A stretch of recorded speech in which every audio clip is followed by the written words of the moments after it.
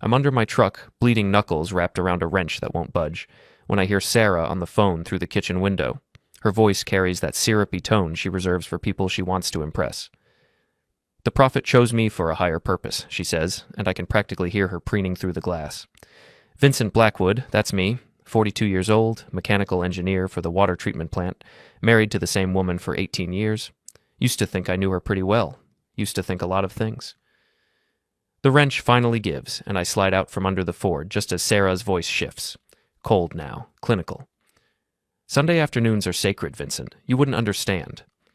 Through the window, I watch her pace our kitchen like a caged animal. Designer yoga pants, hair pulled back in that perfect ponytail she spends 20 minutes perfecting every morning. She's talking to someone, but it's not about meditation or chakras or whatever spiritual nonsense she's been spouting lately. "He says I have gifts," she continues, voice dropping to a whisper. "Special gifts that need cultivation." My stomach turns. Not because I'm jealous, though maybe I am, but because I recognize that tone. It's the same voice she used when she convinced me to co-sign the loan for her BMW. The same voice she used when she talked me into the second mortgage for her law school. The same voice she used when she promised to love me forever. I wipe my hands on an old rag and lean against the truck's bumper. Haverton stretches out before me in the fading October light. A town that used to make steel now makes nothing but excuses. The streetlights flicker on early, casting sickly yellow pools across cracked asphalt. Mrs. Weaver's dog barks from 3 houses down, same as every evening for the past 5 years. Everything looks normal. Everything feels wrong. "I have to go," Sarah says, and her voice carries a breathless quality I haven't heard in years. Not directed at me, anyway. Vincent's home. The way she says my name, like it's an inconvenience, a chore to be endured, makes my hands clench into fists. The wrench leaves rust stains on my palms. I walk through the front door like nothing happened. Sarah's already in the living room, curled up on the couch with her laptop, looking every inch the devoted wife catching up on legal briefs. She glances up with that practiced smile. "How was work, honey?" "Same as always. Fixed what was broken, broke what was working." I settle into my chair, the old recliner she's been threatening to replace for 3 years. "How was your day?" "Oh, you know. Depositions, client meetings. Marcia's been pushing everyone hard lately." She doesn't look up from her screen, fingers dancing across the keyboard. "I might have to work late tomorrow." "Tomorrow's Saturday." "Big case, you understand." I understand plenty, like how she's been working late every Friday for the past 2 months, how she started going to those spiritual retreats every Sunday, how she bought new lingerie and claimed it was for personal empowerment. "Where's Emily?" I ask. "Study group. She'll be back by 10?" "Our daughter. 18 years old, freshman at the community college, still living at home because we can't afford to send her anywhere better. Smart as a whip, twice as sharp as her old man, and completely oblivious to the fact that her parents' marriage is circling the drain. Or maybe she's not oblivious. Maybe she just doesn't care." "Vincent," Sarah says, still not looking up. "I've been thinking about us." Here it comes, the conversation I've been dreading for months. "What about us?" "We've grown apart. You have to admit that." I lean back in my chair, studying her face in the laptop's glow. When did she get so thin? When did those lines appear around her eyes? When did she stop being the woman I married and become this stranger wearing her face? "Have we?" I ask. "Don't be dense. We barely talk anymore. We don't share the same interests. We want different things." What do you want, Sarah?" She finally looks up, and for a moment, just a moment, I see something that might be guilt flicker across her features. Growth, evolution, something more than this. She gestures around our living room like it's a prison cell. "Don't you want more?" I want my wife back. I want Sunday mornings in bed and Friday night movies and the way she used to laugh at my stupid jokes. I want the woman who used to trace patterns on my chest while we talked about our dreams. But I don't say any of that. "I want honesty," I tell her. She closes the laptop with a sharp click. "I'm going to bed. Early morning tomorrow." "I thought you said you were working late." "Both. Early start, late finish." She stands, smooths down her yoga pants. "Don't wait up." She's halfway up the stairs when I speak again. "Sarah?" "What?" "Who's the prophet?" She freezes. Just for a second, but I catch it. Her knuckles go white where they grip the banister. "What are you talking about?" "The prophet. You mentioned him on the phone." "I have no idea what you mean." She continues up the stairs without looking back. "You must have misheard." The bedroom door closes with deliberate softness. A few minutes later, I hear the shower running. I sit in my chair for a long time, listening to the house settle around me. The furnace kicks on with its familiar wheeze. The refrigerator hums in the kitchen. Outside, Mrs. Weaver's dog keeps barking. Everything sounds normal. Everything feels wrong. I pull out my phone and do what any suspicious husband in the 21st century does. I start Googling. Prophet Haverton, PA yields nothing useful. Spiritual retreats near me brings up a dozen New Age centers within 50 miles. Most look harmless enough. Meditation classes, yoga workshops, crystal healing sessions for people with more money than sense. But one catches my attention. A place called the Sanctuary of Higher Purpose, about 20 miles outside town. The website is slick, professional, full of stock photos showing beautiful people in flowing white clothes looking serene and enlightened. The kind of place that charges $300 for a weekend of vegetarian meals and guided meditation. The kind of place Sarah would love. I scroll through testimonials from grateful followers, all talking about how the sanctuary changed their lives, opened their minds, showed them their true potential. The language is vague, aspirational, designed to appeal to people who feel trapped in their ordinary lives. People like my wife. At the bottom of the page, there's a small photo of the sanctuary's founder and spiritual guide. A man in his late 40s with salt and pepper hair and the kind of smile that probably works very well on lonely, dissatisfied women. The caption reads, Ezra Wellman, Prophet and Guide. The Prophet. I stare at his picture for a long time. He's handsome in that aging actor way, with laugh lines and kind eyes and the sort of confidence that comes from never having to worry about mortgage payments or car repairs or whether your wife still loves you. The shower stops running upstairs. A few minutes later, the bedroom light goes out. I close my phone and sit in the dark, thinking about higher purposes and Sunday afternoons and the way Sarah's voice changed when she talked about her special gifts. Outside, Mrs. Weaver's dog finally stops barking, but I'm just getting started. Sunday morning arrives gray and drizzling, the kind of October weather that makes you want to stay in bed with coffee and the newspaper. Used to be, Sarah and I would do exactly that. Sleep in, make pancakes, argue about the crossword puzzle while Emily rolled her eyes at us from across the kitchen table. Now she's up at 7, moving through her morning routine with military precision. Shower, hair, makeup applied with the care of a woman preparing for battle. Or a date. You're up early for a spiritual retreat, I observe from the kitchen doorway. She doesn't look up from her coffee. The morning session starts at 9. I like to arrive early, get centered before we begin. What exactly do you do at these things? Meditation, reflection, soul work? She rinses her mug in the sink, every movement crisp and efficient. You wouldn't understand. Try me. She finally looks at me, and I see something I haven't seen in months. Genuine emotion. Not love, not affection, but something raw and desperate. When's the last time you thought about your purpose, Vincent? Your reason for being here? I think about it every day. My purpose is taking care of my family. That's not purpose. That's obligation. She grabs her purse, checks her reflection in the hallway mirror one more time. There's a difference. Is there? But she's already gone, backing out of the driveway in her BMW like she's escaping something, or running toward it. I pour myself coffee and settle at the kitchen table with my laptop. Emily's still asleep. College students don't believe in mornings unless absolutely necessary. The house feels hollow without Sarah's presence, like a stage set between acts. I spend the morning researching the Sanctuary of Higher Purpose. Their website is a masterclass in vague promises and emotional manipulation. Phrases like unlock your true potential and transcend limiting beliefs pepper every page. The testimonials read like love letters written by people who found religion or found something else entirely. The more I dig, the more uncomfortable I become. The sanctuary operates as a non-profit, but their financial records are suspiciously opaque. Ezra Wellman has no formal training in psychology, theology, or counseling. His biography mentions a spiritual awakening following a successful career in real estate development. The kind of awakening that coincided with his third divorce and a bankruptcy filing. But none of that matters to his followers. They speak about him with the reverence usually reserved for saints or rock stars, especially the women, especially the married women. I close the laptop and walk to the garage where my real thinking gets done. The space smells like motor oil and sawdust, familiar scents that ground me in reality. I've got a workbench covered with half-finished projects, a jewelry box for Emily's birthday, a broken toaster I keep meaning to fix, the remnants of various home improvement disasters. Real work, tangible results, the opposite of whatever Sarah's seeking at her spiritual retreat. I pick up a piece of sandpaper and start working on the jewelry box, letting the repetitive motion calm my racing thoughts. The wood is cherry, expensive stuff I splurged on because Emily deserves nice things. She's the one good thing Sarah and I managed to create together. The garage door opens with a mechanical groan.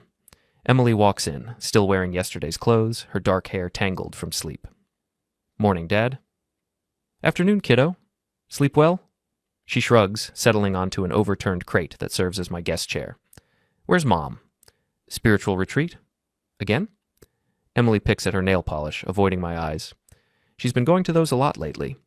You noticed that too?" "Kind of hard not to. She's been different since she started going. More, I don't know, secretive?" I set down the sandpaper and really look at my daughter. She's got Sarah's dark eyes and stubborn chin, but there's something else there, a wariness that shouldn't exist in someone so young. Different how? She's always on her phone, always whispering, and she's been buying new clothes, doing her hair different, like she's trying to impress someone. Emily meets my eyes for the first time. "Are you guys getting divorced?" The question hits like a punch to the gut, not because it's unexpected, but because it's coming from our daughter. "I don't know," I tell her, because she deserves honesty. "Would that bother you?"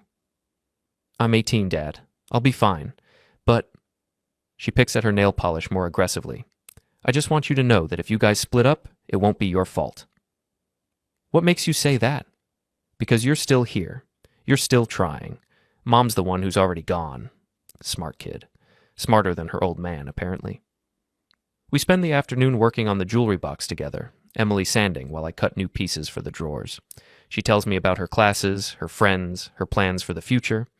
Normal father-daughter conversation, the kind I treasure more than she knows. Sarah comes home at 6, glowing with that post-retreat radiance that makes my skin crawl. Her cheeks are flushed, her eyes bright, and she moves with the loose-limbed contentment of someone who's had a very good day. "How was the soul work?" I ask. "Transformative." She kicks off her shoes, stretches like a cat in a sunbeam. "Ezra led us through some incredible exercises today. I feel like I'm finally becoming who I'm meant to be." "And who's that?" She looks at me with something approaching pity. Someone who doesn't settle for less than she deserves. Emily appears in the doorway, takes one look at the tension crackling between her parents, and retreats upstairs without a word. Smart kid. "What do you deserve, Sarah?" "More than this." She gestures around our kitchen, our home, our life together. "More than small-town mediocrity and a husband who's given up on everything." "I haven't given up on anything." "Haven't you? When's the last time you had a dream, Vincent? When's the last time you wanted something more than your next paycheck and your weekend beer?" I want to tell her about the dreams I gave up so she could go to law school, about the business I never started because we needed my steady income, about the 1,000 small sacrifices I made because I thought we were building something together. Instead, I ask, "What does the prophet think you deserve?" She goes very still. "His name is Ezra." "Right. Ezra. What does Ezra think you deserve?" "Everything." The word comes out breathless, reverent. "He says I have gifts I haven't even discovered yet, potential I've been suppressing for years." "What kind of potential?" "The kind that transcends ordinary relationships, ordinary limitations." She moves closer, and for a moment I think she might touch me. Instead, she stops just out of reach. "He's offered to work with me privately, one-on-one sessions to help me unlock my true self." How generous of him. It is generous. He doesn't offer private guidance to everyone. I bet he doesn't. She studies my face, looking for something. Whatever she's seeking, she doesn't find it. "You're jealous," she says finally. "Should I be?" "You're jealous because I'm growing beyond what you can understand. Because I'm becoming more than just your wife, more than just Emily's mother. I'm becoming myself." "And who is that exactly?" She smiles, and it's the saddest thing I've ever seen. Not because she's unhappy, but because she's not. She's genuinely, radiantly happy about whatever's happening at those Sunday retreats. "You'll see," she says. That night, I lie awake listening to Sarah breathe beside me. She sleeps deeply, peacefully, like someone with a clear conscience, or someone with exciting plans. I think about Ezra Wellman and his sanctuary of higher purpose, about private guidance sessions and special gifts, and the way my wife's voice changes when she talks about her spiritual awakening. I think about Emily's words. Mom's the one who's already gone, and I start planning my own kind of spiritual retreat. Monday morning brings rain and the familiar routine of pretending everything's normal. Sarah leaves for work at 7:30, pecking my cheek with the mechanical affection of someone fulfilling an obligation. Emily catches a ride to campus with her boyfriend, leaving me alone with my coffee and my suspicions. I call in sick to work. First time in 3 years, which probably says something about my priorities. Or my marriage. The drive to the sanctuary takes 40 minutes through winding country roads that grow progressively more isolated. Perfect location for a spiritual retreat. Or other activities that require privacy. The compound sits on maybe 50 acres of rolling hills and mature trees. Very picturesque, very serene, very expensive. The main building is a converted farmhouse with additions that try too hard to look rustic. Solar panels, wind chimes, prayer flags fluttering in the breeze, the whole New Age package. I park on a dirt road about a quarter-mile away, hidden behind a stand of pine trees. Through binoculars I borrowed from Emily's birdwatching phase, I can see the parking area clearly. Maybe 20 cars, mostly expensive imports and hybrid SUVs. The kind of vehicles driven by people who can afford to seek enlightenment. Sarah's BMW isn't there. It's Monday. She's actually at work, billing hours and building her reputation as one of Haverton's most promising young attorneys.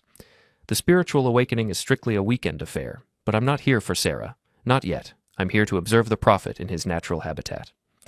Ezra Wellman emerges from the main building at 10:15, and I have to admit he's impressive in person. Tall, confident, moving with the easy grace of someone comfortable being watched. He's dressed in simple clothes, jeans, white button-down, leather sandals, but everything fits perfectly and probably costs more than my monthly mortgage payment. He greets his followers with individual attention, touching shoulders, making eye contact, listening intently to whatever they're telling him. Classic cult leader behavior, though I suppose it could also just be good customer service. A woman approaches him, mid-40s, blonde, wearing the kind of outfit that screams recently divorced and ready to reinvent herself. He takes her hands in both of his, leans in close to speak privately. She laughs, tosses her hair, touches his arm. Standard pickup behavior. Nothing spiritual about it. I spend 4 hours watching the sanctuary's Monday routine, group meditation in the main building, individual counseling sessions in smaller structures scattered around the property, organic lunch served on the wraparound porch. It all looks innocent enough if you ignore the way Ezra positions himself at the center of every interaction, the way his female followers compete for his attention, the way he manages to touch each of them at least once during every conversation. The guy's running a harem disguised as a spiritual retreat. I drive home with a splitting headache and a growing certainty that my marriage is over. The only question now is how much damage Sarah will do on her way out. She's already home when I arrive, sitting at the kitchen table with legal briefs spread around her like a fortress. She looks up when I walk in, and I catch something in her expression. Guilt, maybe, or just annoyance at being interrupted. "You're home early," she says. "Slow day at the plant. Figured I'd knock off early for once." "How nice for you." I pour myself coffee and settle across from her, studying her face in the afternoon light. She's beautiful. I've never doubted that. High cheekbones, dark eyes, the kind of bone structure that photographs well.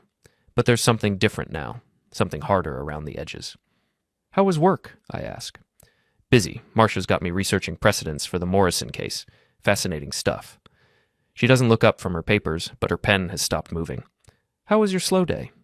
"Went for a drive. Explored some of the countryside." "Find anything interesting?" "Depends on your definition of interesting." She finally looks up, and I see wariness flicker across her features. "Vincent, what are you talking about?" "Just making conversation, husband and wife, sharing our days. Remember when we used to do that? We're doing it now." "Are we?" "Because it feels like we're dancing around each other, saying everything except what we really mean." She sets down her pen, gives me her full attention for the first time in months. "What do you really mean, Vincent?" Here's my chance. I could confront her directly, tell her I know about the prophet and his Sunday sessions and whatever else she's been doing. I could demand honesty, force a confrontation, maybe save what's left of our marriage. Instead, I take a different path. "I mean, I miss you," I tell her. "I miss us. I miss feeling like we're on the same team." Something shifts in her expression. Not guilt, not love, but something that might be regret. "We're not the same people we were when we got married, Vincent." "No, we're not. But that doesn't have to be a bad thing. People can grow together. Or they can grow apart." She gathers her papers, stacks them neatly. "Sometimes growing means leaving things behind." "What things?"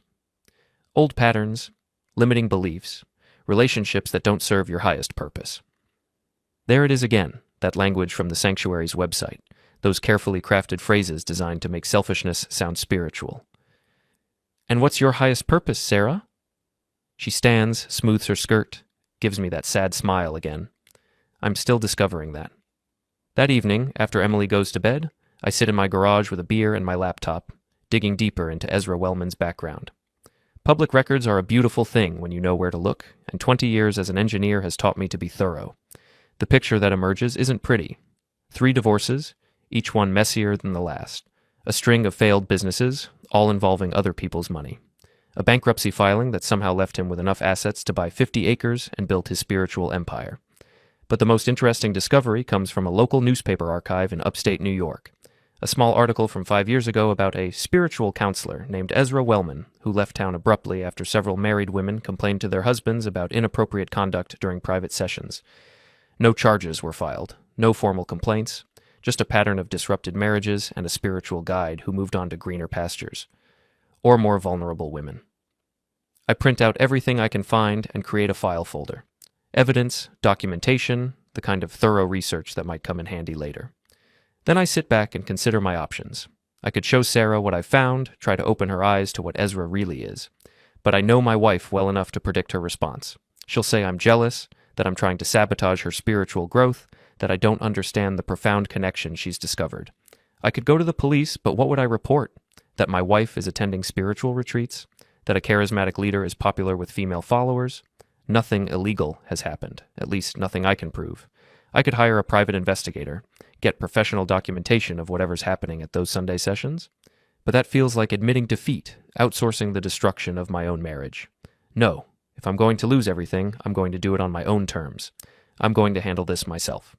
The next Sunday dawns clear and cold. One of those October mornings that makes you believe in fresh starts and second chances. Sarah's up early again, but this time I'm ready for her. I've spent the week preparing. New camera with a telephoto lens, borrowed from my buddy Roy at the water plant. GPS tracker, purchased online and small enough to hide under a car bumper. Voice recorder, digital and nearly invisible. The tools of a suspicious husband or a man who's finally ready to face the truth. "You're up early," Sarah observes as she applies lipstick in the bathroom mirror. "Thought I'd work on Emily's jewelry box. Want to have it finished for her birthday." "That's sweet." She caps the lipstick, checks her reflection one more time.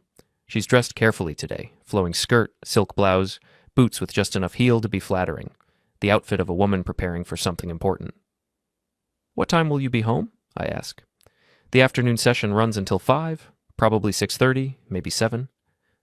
Long day for spiritual growth. The most important work takes time, Vincent." She kisses my cheek, and I smell her perfume. Something new, expensive, applied with the care of someone who wants to be noticed. I wait until her BMW disappears around the corner, then move into action.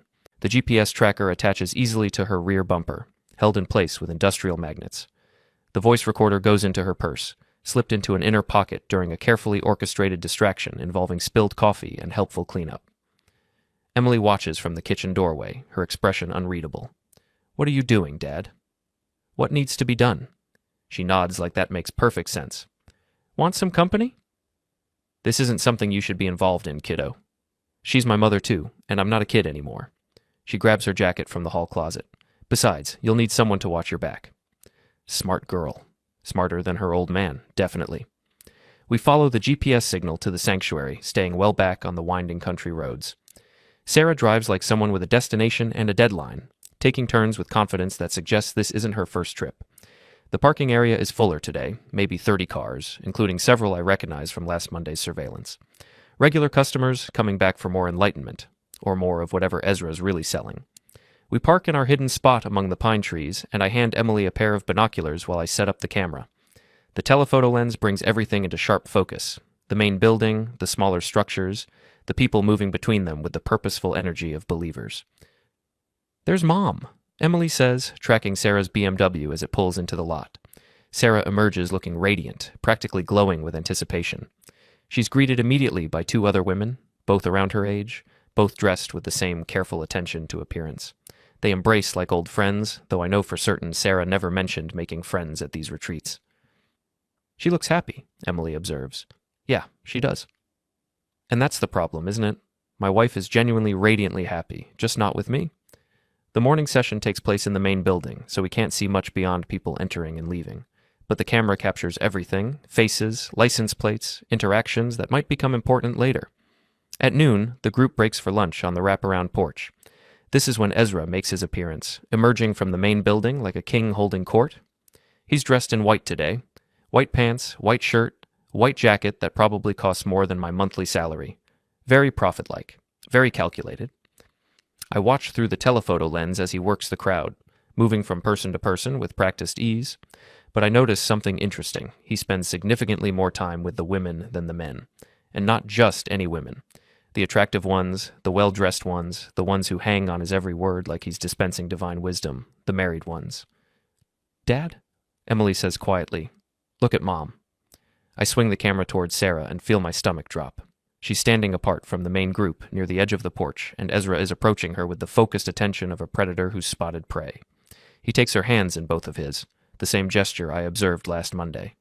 But this time it's different, more intimate, more possessive. Sarah looks up at him with an expression I haven't seen in years, and he leans down to whisper something in her ear that makes her laugh and blush like a teenager. Then he leads her away from the group, toward one of the smaller buildings scattered around the property. "Where are they going?" Emily asks. "I don't know." "But I have a pretty good idea. The building they enter is set apart from the others, partially hidden by mature trees. Through the telephoto lens, I can see windows, but they're positioned too high to reveal anything useful. Whatever happens in there, it's designed to be private. They're inside for 47 minutes. I know because I time it, watching the seconds tick by on my phone while Emily maintains surveillance on the main group. When they emerge, Sarah's hair is slightly mussed and her lipstick is gone. Ezra's shirt is wrinkled, and he's wearing the satisfied expression of a man who's had a very good afternoon. They don't return to the main group immediately. Instead, they stand close together near the building's entrance, talking quietly. Ezra touches her face, and Sarah closes her eyes like she's savoring the contact. Then he kisses her. Not a friendly peck, not a spiritual blessing. A real kiss, passionate and possessive and completely unambiguous. The camera captures everything. "Dad," Emily says, and her voice sounds small and far away. "I'm sorry." "Not your fault, kiddo." "What are you going to do?" I lower the camera and look at my daughter, this smart, strong young woman who doesn't deserve to watch her family implode. She's trying to be brave, but I can see the hurt in her eyes. I'm going to think about it. We pack up our equipment and drive home in silence. The GPS tracker tells me Sarah is still at the sanctuary, probably attending the afternoon session she mentioned, or having another private consultation with the prophet. At home, I upload the photos to my computer and study them with the methodical attention I usually reserve for engineering problems. The images tell a clear story. My wife is having an affair with a charismatic con man who specializes in seducing married women. But knowing the truth and proving it are different things. And even if I could prove it, what then? Divorce proceedings, custody battles, the complete destruction of everything we've built together? Emily finds me in the garage an hour later, staring at printouts of the most damning photos. "You could show her these," she suggests. "Make her see what he really is." She already knows what he is. She just doesn't care. Then what? I look at my daughter, this person Sarah and I created together, and make a decision that will change everything. Then we do what needs to be done, which is, we make sure the prophet gets exactly what he deserves. Emily nods like that makes perfect sense. Smart girl, takes after her old man. What do you need me to do? Research, background checks, financial records, everything you can find about Ezra Wellman and his sanctuary of higher purpose. Looking for anything specific? Everything, but especially anything that might interest federal law enforcement. She raises an eyebrow. Federal? Kiddo, if you're going to take down a prophet, you better make sure he stays down. That evening, Sarah comes home glowing with post-retreat satisfaction. She hums while making dinner, smiles at nothing, moves through our house like she's walking on air. She's never looked more beautiful. She's never felt more like a stranger. Good retreat? I ask over dinner. Transformative. Ezra led us through some incredible exercises today. I feel like I'm finally understanding my true purpose. And what's that? She looks at me across the table, and for a moment I see something that might be pity in her eyes. To become who I'm meant to be, even if it means leaving behind who I used to be. The message is clear. The only question now is whether I'm going to let her destroy our family on her own terms, or whether I'm going to take control of the situation. I choose control. After dinner, while Sarah grades briefs in the living room, I sit in my garage with Emily and start planning the complete destruction of Ezra Wellman's spiritual empire. It's going to be beautiful. Emily turns out to be a natural investigator. Within 3 days, she's assembled a comprehensive file on Ezra Wellman that would make a private detective proud. Financial records, property deeds, incorporation documents, tax filings, everything hidden behind the sanctuary's spiritual facade. "Dad, you need to see this," she says, spreading documents across my workbench like evidence in a courtroom. The picture that emerges is even worse than I suspected. The sanctuary operates as a religious nonprofit, which means no taxes on their substantial income, but the money isn't going toward charitable works or spiritual education. It's flowing directly into Ezra's personal accounts, funding his lifestyle, his property, his carefully crafted image as an enlightened teacher. "Look at this," Emily points to a bank statement. $300,000 in donations last year, but the only expenses are property maintenance, utilities, and a salary for one employee. Guess who? Our prophet. $250,000 a year for spiritual guidance. Nice work if you can get it. But the financial irregularities are just the beginning. Emily's research reveals a pattern of behavior that goes back years. Married women drawn into private counseling sessions, substantial donations coinciding with the breakdown of their marriages, sudden relocations when local communities become suspicious. He's not just running a con, Emily says. He's destroying families systematically. For money? Money, power, control. The usual motivations. She pulls out another document. But here's the interesting part. Look at this incorporation filing from 2 years ago. The Sanctuary of Higher Purpose is registered as a religious organization, which provides certain legal protections and tax advantages. But the language in their charter is deliberately vague, designed to encompass whatever activities Ezra deems spiritually appropriate, including private counseling sessions that look suspiciously like something else entirely. This could be fraud, I observe. Gets better. Look at their donor list. Emily has somehow obtained records showing the sanctuary's major contributors, mostly women, mostly married, mostly from wealthy families.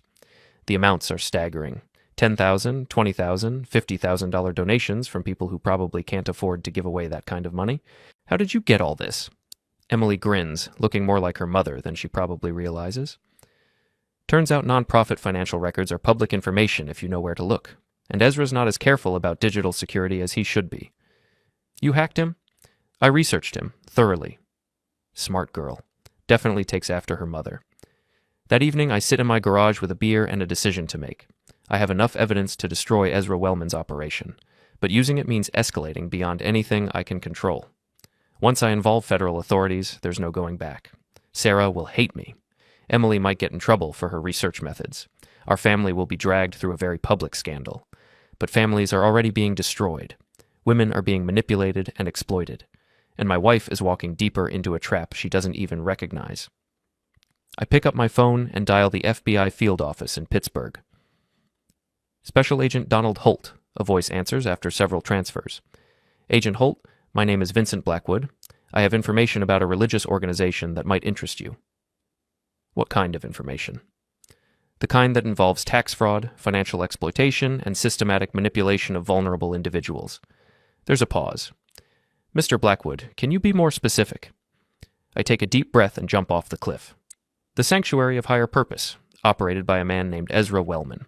I have documentation suggesting they're using religious nonprofit status to cover fraudulent activities. What kind of documentation? Financial records showing personal use of donated funds. Evidence of systematic targeting of married women for financial exploitation. A pattern of behavior suggesting organized fraud under the guise of spiritual counseling. Another pause, longer this time. Mr. Blackwood, I think we should meet. 2 days later, I'm sitting in a sterile conference room in downtown Pittsburgh, facing Special Agent Donald Holt across a metal table. He's younger than I expected, maybe 40, with the kind of intense focus that comes from investigating people who think they're smarter than law enforcement. This is impressive work, he says, reviewing Emily's research. Very thorough, very detailed. My daughter's good with computers. Your daughter compiled this? Under my supervision. Mostly true. Is it useful? Agent Holt leans back in his chair, studying me with cop eyes that have seen every kind of human motivation.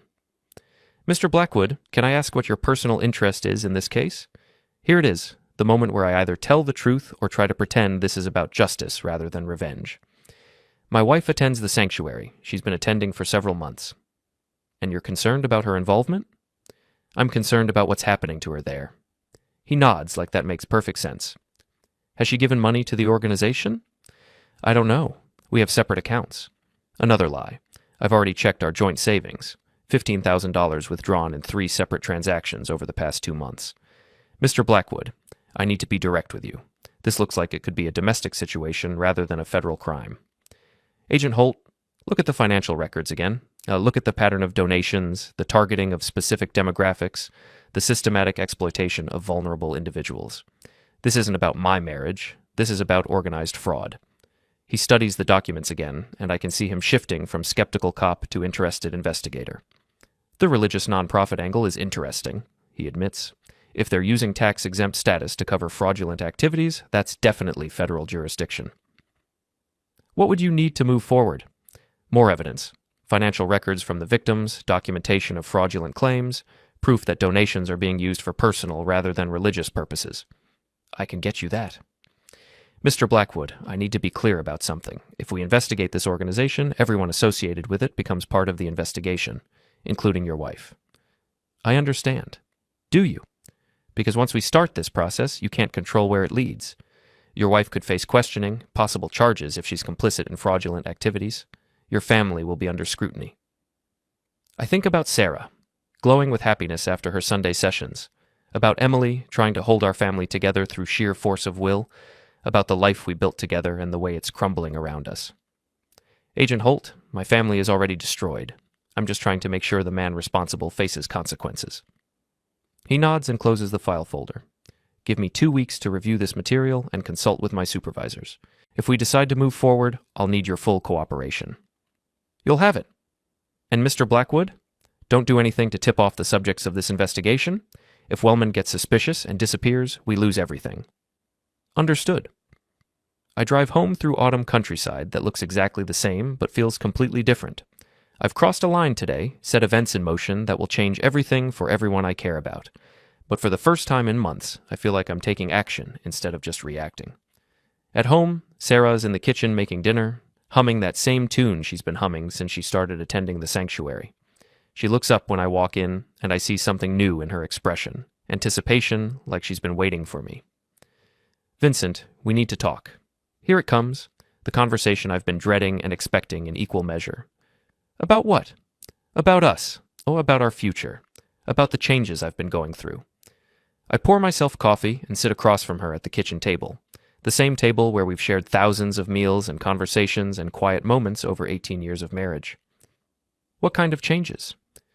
I've been doing a lot of soul work lately, really examining my life, my choices, my relationships. She reaches across the table like she might touch my hand, then stops. I've realized that I've been living someone else's life for a very long time. Whose life? The life I thought I was supposed to want. Wife, mother, attorney, pillar of the community, all the roles I took on because they seemed expected, not because they reflected who I really am. And who are you really? She smiles, and it's radiant and heartbreaking and completely genuine. I'm someone who deserves more than settling for less than extraordinary, someone who deserves to be cherished and understood and appreciated for her gifts. I cherish you, Sarah. No, Vincent, you love the idea of me. You love the wife and mother and partner I've been playing for 18 years, but you don't see the real me. Help me see her. It's too late for that. She stands, moves to the window, looks out at our backyard where Emily used to play and we used to garden together. I'm leaving you. The words hang in the air like smoke, visible and toxic and impossible to take back. For him? She turns, and I see surprise flicker across her features. How did you? I'm not blind, Sarah, or stupid. It's not about Ezra. It's about me, about becoming who I'm meant to be. With him. He understands me in ways you never have. He sees my potential, my gifts, my true nature. What gifts are those, exactly? You wouldn't understand. Try me. She looks at me for a long moment, and I see her making a calculation. How much truth to reveal, how much damage to inflict. Ezra says I have the soul of a priestess, that I'm meant for sacred work, for helping others find their spiritual path. He's offered to train me personally to help me develop my abilities. What kind of training? Intensive work, immersive experiences, the kind of deep spiritual development that requires complete commitment. And a complete break from your current life. Yes.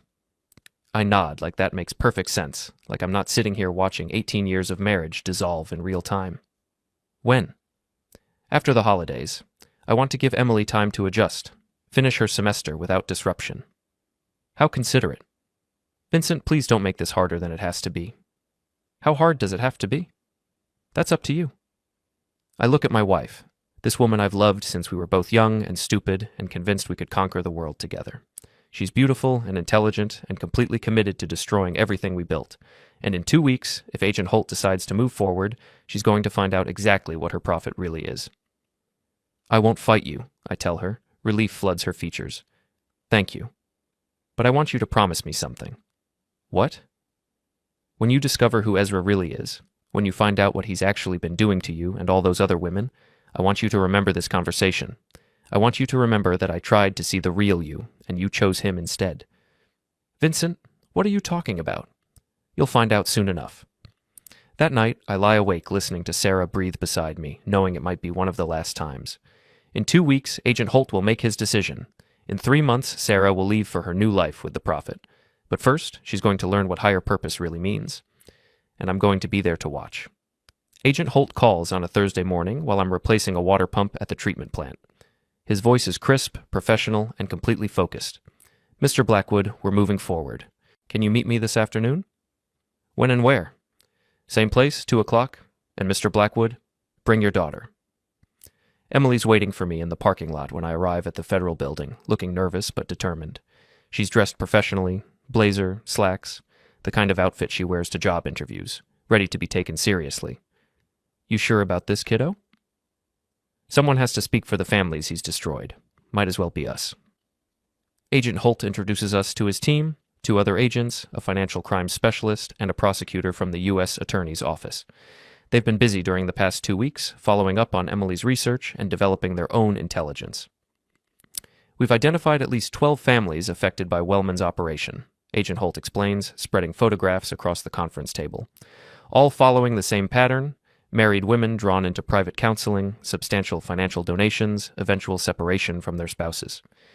The photos show women of various ages, all attractive, all wearing the same expression of desperate hope I've seen on Sarah's face. How much money are we talking about? I ask.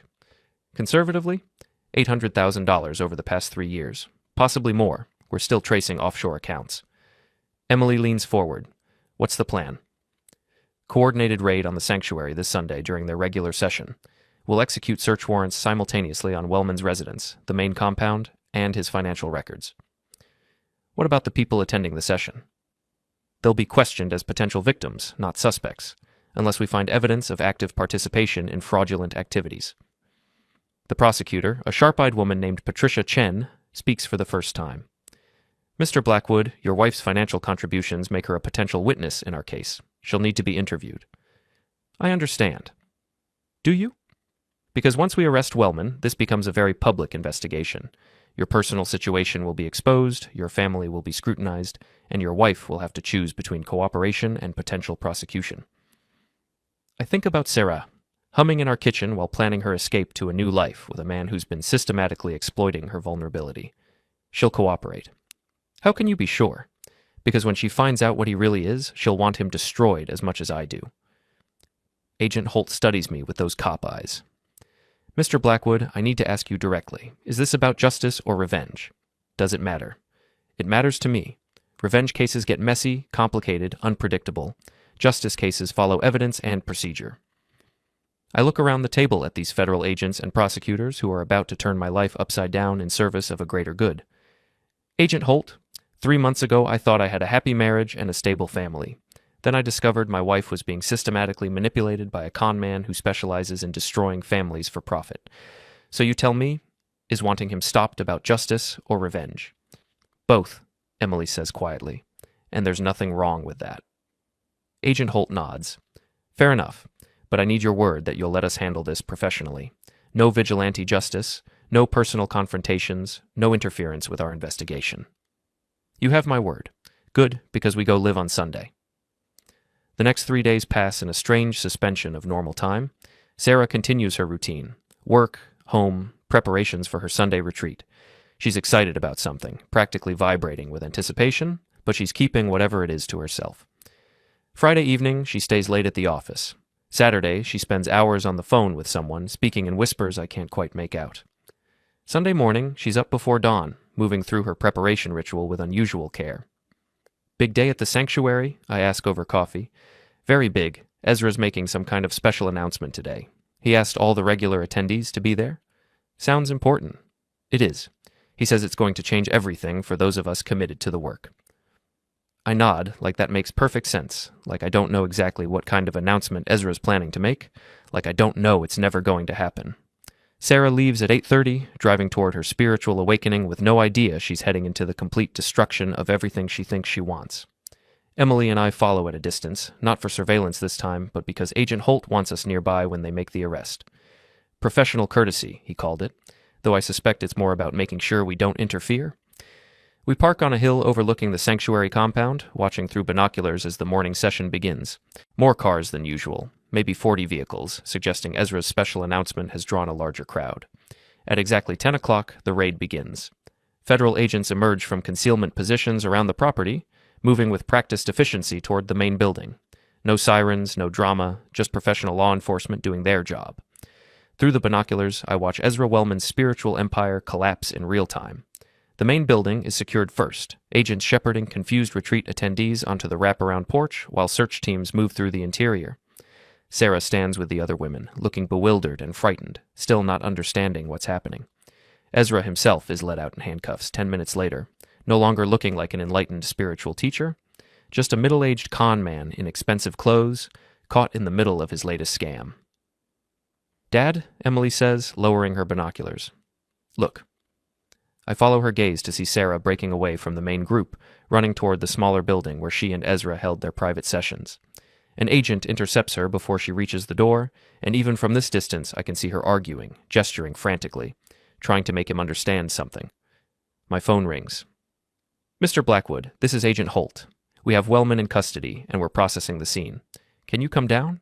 Your wife is asking for you." "Is she under arrest?" "Not at this time, but she's distressed. I think she could use some familiar support." Emily and I drive down to the compound where controlled chaos has replaced spiritual serenity. Federal agents document evidence, interview witnesses, and catalog the contents of Ezra's spiritual retreat. I find Sarah sitting in the back of an ambulance, wrapped in a blanket despite the warm October sun. She looks up when I approach, and I see something in her eyes I haven't seen in months. Uncertainty. "Vincent, what are you doing here?" "Agent Holt called. He thought you might need support." "I don't understand what's happening. They're saying Ezra is some kind of criminal, that the sanctuary is fraudulent, that everything he taught us was lies. What do you think?" She looks around at the federal agents, the evidence bags, the other retreat attendees being questioned like crime victims. "I think my world just ended." Agent Holt approaches, his expression professionally sympathetic. "Mrs. Blackwood, I'm Special Agent Donald Holt. I need to ask you some questions about your involvement with the sanctuary." "Am I in trouble?" "That depends on your level of cooperation. We believe you and the other attendees are victims of systematic fraud, but we need to understand the full scope of Wellman's operation." Sarah looks at me, and for the first time in months, I see my wife instead of the stranger she's become. The tension in her posture eases just slightly, and for a brief second, the room feels familiar again, like the life we used to share hasn't vanished completely, just been buried under confusion and misplaced faith. "Vincent, did you know this was going to happen?" I suspected something was wrong. I keep my voice calm, even, the way I've learned to speak when emotions threaten to spill over and make things worse. "How long have you suspected?" Her eyes search my face, not accusing, but genuinely needing an answer. "Since the first Sunday you came home talking about higher purposes and special gifts." I remember that day clearly, the glow in her eyes, the rehearsed phrases that didn't quite sound like her, the way she spoke as if she were repeating something she'd been told rather than something she truly believed. "Why didn't you say anything?" I could lie, make this easier for both of us. I could tell her I didn't want to upset her, or that I was trying to respect her journey. Instead, I tell her the truth, because lies are what got us here in the first place. "Because you wouldn't have believed me. You had to see it for yourself." She nods slowly, understanding passing between us like it used to when we were young and still trusted each other. It's quiet, heavy, but not hostile. Two people finally standing on the same side again. "Mrs. Blackwood, Agent Holt says gently, his tone careful and professional, "We found evidence that you made substantial financial contributions to the sanctuary. Can you tell me about those donations?" $15,000. Ezra said it was for advanced training, private spiritual development. Saying it out loud seems to drain the last of the illusion from her voice. What kind of training?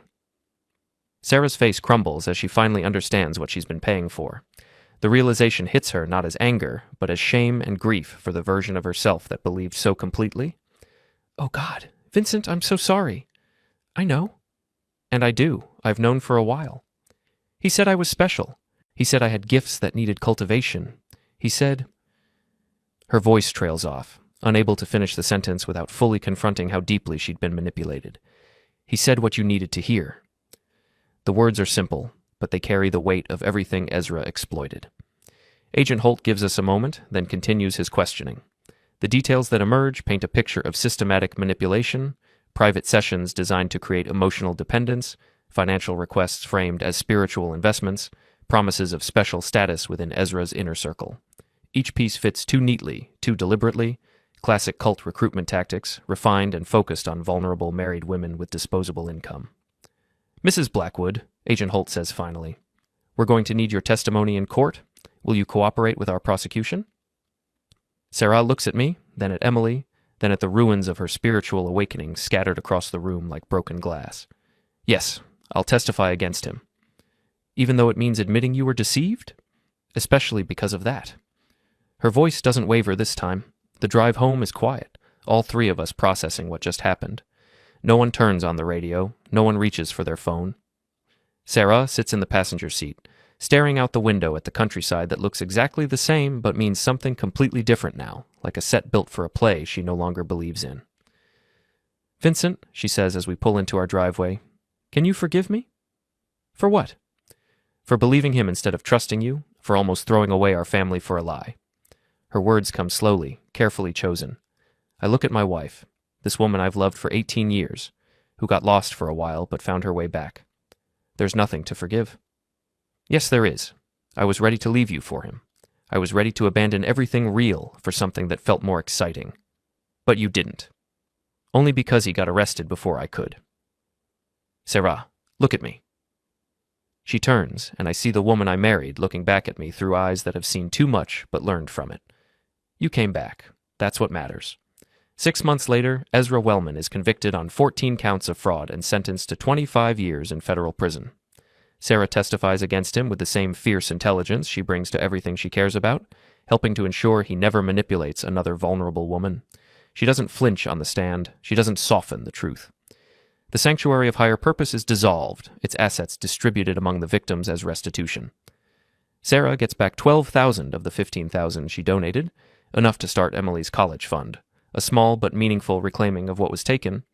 Our marriage survives, stronger for having been tested, not because we pretend the betrayal never happened, but because we choose to build something better on the foundation of hard-won honesty. And every Sunday morning, instead of seeking higher purposes elsewhere, Sarah and I stay in bed with coffee and the crossword puzzle, arguing about 7-letter words while Emily rolls her eyes at us from the kitchen doorway. Some purposes, it turns out, are high enough. The prophet chose my wife for a higher purpose. The higher purpose was his bed every Sunday. When I anonymously tipped the FBI about their compound, her purpose became testifying against him. And mine became keeping my family together, no matter what it cost. Mission accomplished.